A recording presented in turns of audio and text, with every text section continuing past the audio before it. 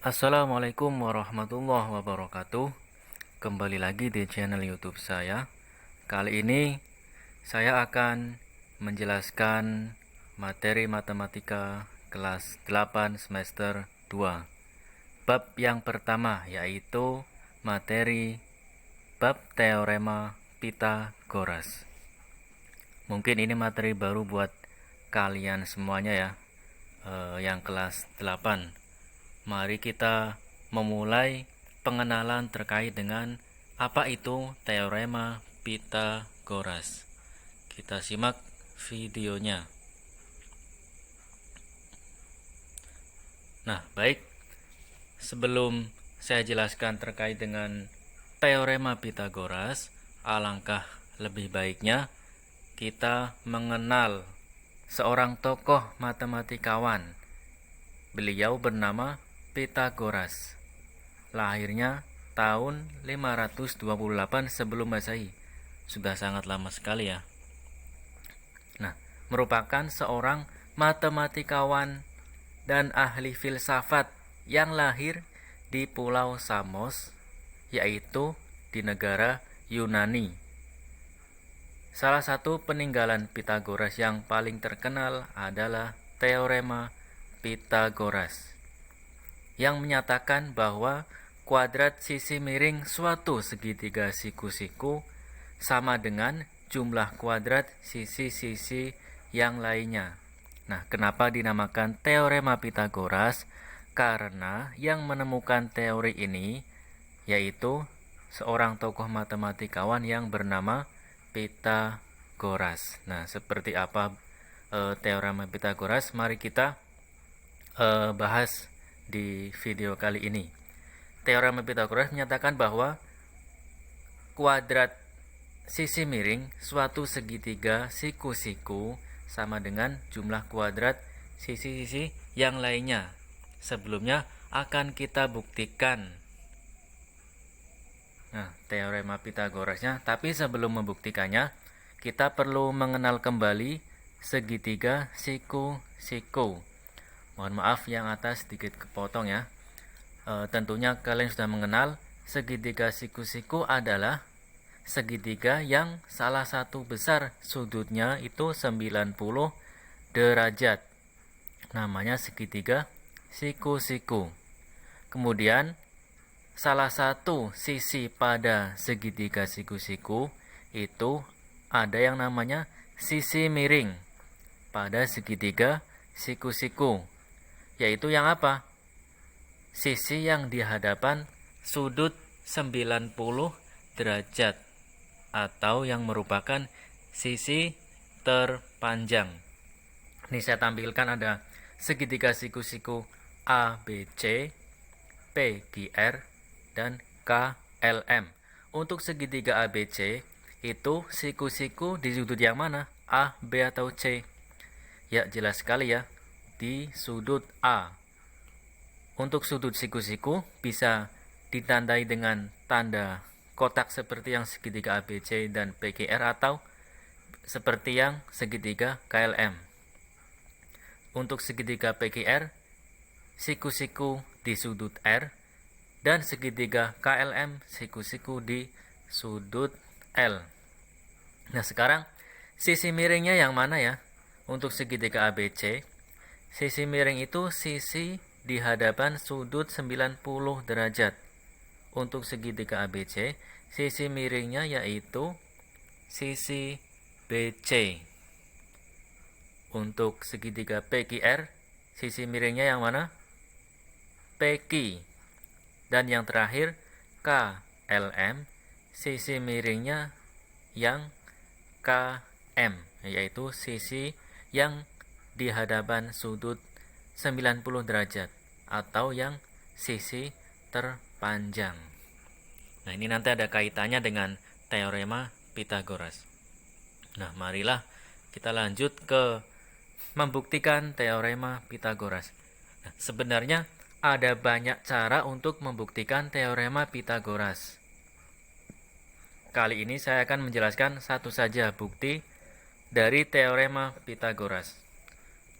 Kita bisa lihat persegi di samping. Nah, kita menggunakan pendekatan luas persegi dari gambar di samping. Nah, luas persegi gambar di samping bisa dicari dengan menghitung langsung luas persegi, yaitu yang panjangnya AB atau A tambah B, atau bisa juga dengan menghitung 4 kali segitiga dengan panjang sisi AB, A dan B, dan persegi dengan panjang sisi C yang putih di tengah. Atau kita bisa tulis L1 sama dengan L2, luas 1 sama dengan luas 2. Luas 1 yang luas persegi yang di dalam putih itu berarti rumusnya apa? C kuadrat persegi yang putih ditambah 4 kali segitiga yang hitam. Rumus luas segitiga A kali B per 2 kali 4 ya, karena ada 4 segitiga. Yang ini ya, 1, 2, 3, 4. Sama dengan luas yang kedua, kita bisa langsung mencari dengan luas persegi yang luar, yaitu rumusnya apa? A tambah B, panjang sisinya itu A tambah B yang ini, kuadrat, atau A tambah B kali A tambah B. Lanjut. Nah, di sini yang 4 kali A kali B per 2, jadinya 2AB sama dengan A tambah B kuadrat, itu sama dengan, tentunya di kelas 7 sudah diajarkan materi aljabar ya, tentunya sudah bisa, yaitu A kuadrat tambah AB tambah AB tambah B kuadrat. Selanjutnya AB tambah AB kita bisa menjumlahkan sama dengan 2AB. Nah, sampai di sini di ruas kiri ada 2AB, ruas kanan juga ada 2AB. Nah, jadinya tinggal C kuadrat sama dengan A kuadrat tambah B kuadrat. Kita bisa lihat segitiga yang ini yang kecil. Nah, C itu merupakan sisi miring ya. Kemudian A dan B itu sisi-sisi yang lainnya. Jadi C kuadrat itu sisi miring kuadrat sama dengan sisi miring atau sisi yang lainnya dikuadratkan. Di sini A kuadrat tambah B kuadrat. Nah, di sini terbukti teorema Pitagoras. Nah, saya ulangi kembali untuk gambar yang lebih jelas lagi. Di sini ada segitiga ABC, siku-sikunya di C. Untuk sisi di depan sudut C yaitu C kecil, sisi di depan sudut AA kecil, sisi depan B sudut B yaitu B kecil. Nah, berdasarkan teorema Pitagoras, yaitu apa? Jika terdapat suatu segitiga siku-siku, ingat, berlaku hanya untuk segitiga siku-siku, maka kuadrat sisi miring suatu segitiga siku-siku itu sama dengan jumlah kuadrat dari sisi-sisi yang lainnya. Kalau di sini segitiganya ABC, berarti sisi miringnya tadi yang mana? Yang AB. Berarti AB kuadrat itu sama dengan sisi-sisi yang lainnya. Berarti apa? BC kuadrat tambah AC kuadrat. Atau bisa kita tulis C kuadrat sama dengan A kuadrat tambah B kuadrat, sama saja ya. Nah, selain menghitung AB kuadrat, kita juga bisa mencari BC atau AC.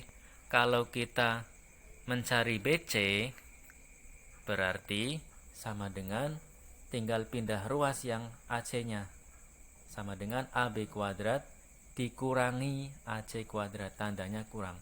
Begitu juga kalau kita mencari AC yang ini, maka BC kuadratnya pindah ruas.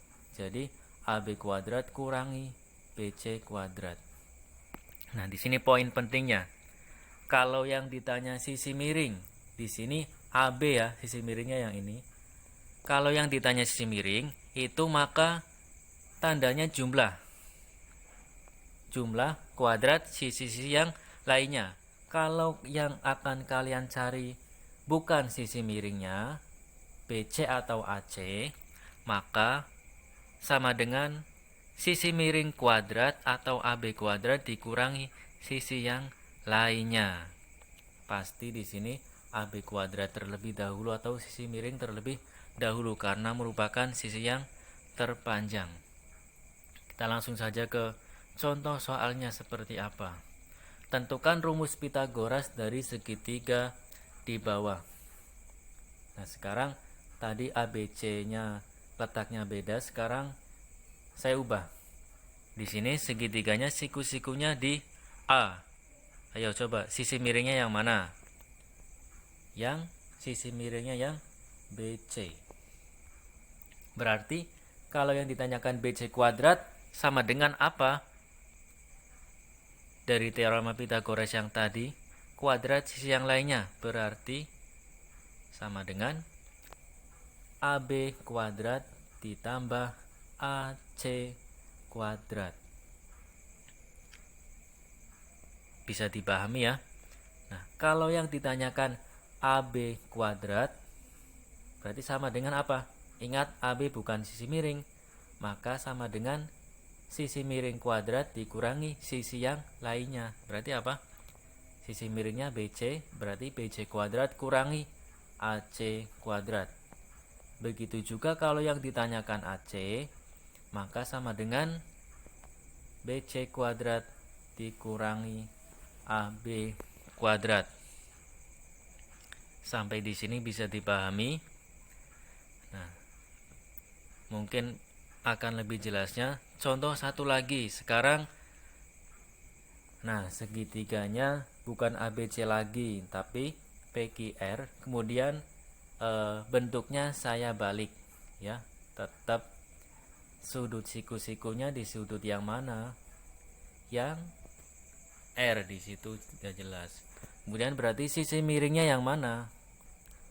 Sisi miring sisi di hadapan sudut siku-siku, yaitu sisi miringnya apa? Benar, PQ. Berarti kalau kita mencari PQ kuadrat sama dengan QR kuadrat ditambah PR kuadrat. Kalau saya tanya QR kuadrat sama dengan berapa? QR, ingat, QR bukan sisi miring. Berarti sisi miring kuadratnya apa? PQ kuadrat dikurangi PR kuadrat. Begitu juga kalau PR kuadrat yang dicari sama dengan PQ kuadrat dikurangi QR kuadrat. Sudah bisa dipahami ya? Saya rasa kalian sudah bisa memahami bagaimana teorema Pitagoras. Di sini kalian belum menghitung, baru menemukan definisi teorema Pitagoras dan bagaimana rumus secara matematisnya. Yang jelas saya ulangi lagi, teorema Pitagoras itu hanya berlaku pada segitiga siku-siku. Kemudian sisi miring itu sisi yang terpanjang, yaitu yang mana? Yang di hadapan sudut siku-sikunya. Nah, berdasarkan teorema Pitagoras itu sisi miring atau kuadrat sisi miring itu sama dengan jumlah kuadrat yang lainnya. Nah, semoga video kali ini bermanfaat. Nah, untuk pertemuan selanjutnya nanti saya akan jelaskan penggunaan teorema Pitagoras. Langsung kita masuk untuk menghitung suatu sisi segitiga menggunakan teorema Pitagoras. Kalau tadi masih rumusnya saja, belum ada contoh soalnya. Nanti mungkin panjangnya sudah diketahui, nanti kalian mencari salah satu sisinya, menghitung menggunakan rumus yang sudah saya jelaskan tadi ya. Sekian video pada kali ini, semoga bermanfaat. Terima kasih. Sekian, wassalamualaikum warahmatullahi wabarakatuh.